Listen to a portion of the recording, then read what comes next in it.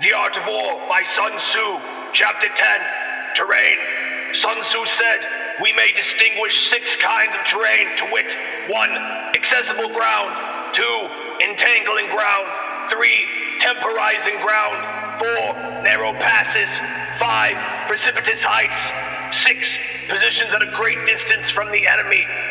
Ground which can be freely traversed by both sides is called accessible.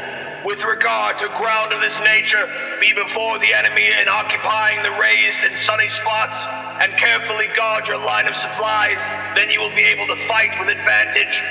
Ground which can be abandoned is hard to reoccupy is called entangling. From a position of this sort, if the enemy is unprepared, you may sally forth and defeat him, but if the enemy is prepared for your coming, and you fail to defeat him, then, return being impossible, disaster will ensue.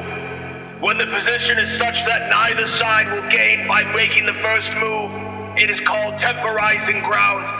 In a position of this sort, even though the enemy should offer us an attractive bait, it will be advisable not to sit forth, but rather to retreat, thus enticing the enemy in his turn. Then, when part of his army has come out, we may deliver our attack with advantage. With regard to narrow passes, if you can occupy them first, let them be strongly garrisoned and await the advent of the enemy. Should the army forestall you in occupying a pass, do not go after him if the pass is fully garrisoned, but only if it is weakly garrisoned. With regard to precipitous heights, if you are beforehand with your adversary, you should occupy the raised and sunny spots, and there wait for him to come up. If the enemy has occupied them before you, do not follow him, but retreat and try to entice him away. If you are situated at a great distance from the enemy, and the strength of the 2 armies is equal, it is not easy to provoke a battle, and fighting will be your disadvantage. These 6 are the principles connected with Earth. The general who has attained a responsible post must be careful to study them. Now an army is exposed to 6 several calamities, not arising from natural causes, but from faults for which the general is responsible. These are 1. Flight, 2. Insubordination, 3. Collapse, 4. Ruin, 5. Disorganization, 6. Rout. Other conditions being equal, if one force is hurled against another 10 times its size, the result will be the flight of the former. When the common soldiers are too strong and their officers too weak, the result is insubordination. When the officers are too strong and the common soldiers too weak, the result is collapse. When the higher officers are angry and insubordinate, and on meeting the enemy, give battle on their own account from a feeling of resentment, before the commander-in-chief can tell whether or no he is in a position to fight, the result is ruin. When the general is weak and without authority, when his orders are not clear and distinct, when there are no fixed duties assigned to officers and men, and the ranks are formed in a slovenly, haphazard manner, the result is utter disorganization. When a general, unable to estimate the enemy's strength, allows an inferior force to engage a larger one, or hurls a weak detachment against a powerful one, and neglects to place picked soldiers in the front rank, the result may be rout.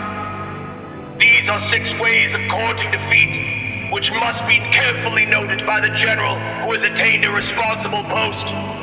The natural formation of the country is the soldier's best ally, but a power of estimating the adversary, of controlling the forces of victory, and of shrewdly calculating difficulties, dangers, and distances constitutes the test of a great general. He who knows these things and in fighting puts his knowledge into practice will win his battles. He who knows them not, nor practices them, will surely be defeated. If fighting is sure to result in victory, then you must fight, even though the ruler forbid it. If fighting will not result in victory, then you must not fight even at the ruler's bidding. The general who advances without coveting fame and retreats without fearing disgrace, whose only thought is to protect his country and do good service by his sovereign, is the jewel of the kingdom. Regard your soldiers as your children, and they will follow you into the deepest valleys. Look upon them as your beloved sons, and they will stand by you, even unto death.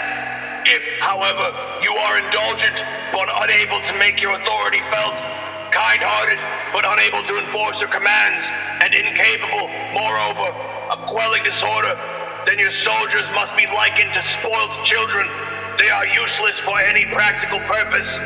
If we know that our own men are in a condition to attack, but are unaware that the enemy is not open to attack, we have gone only halfway towards victory.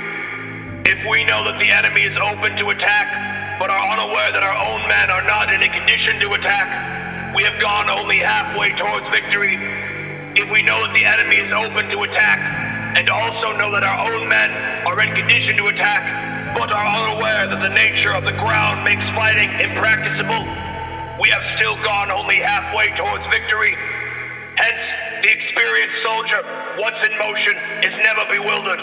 Once he has broken camp, he is never at a loss. Hence the saying, if you know the enemy and know yourself, your victory will not stand in doubt. If you know heaven and know earth, you may make your victory complete.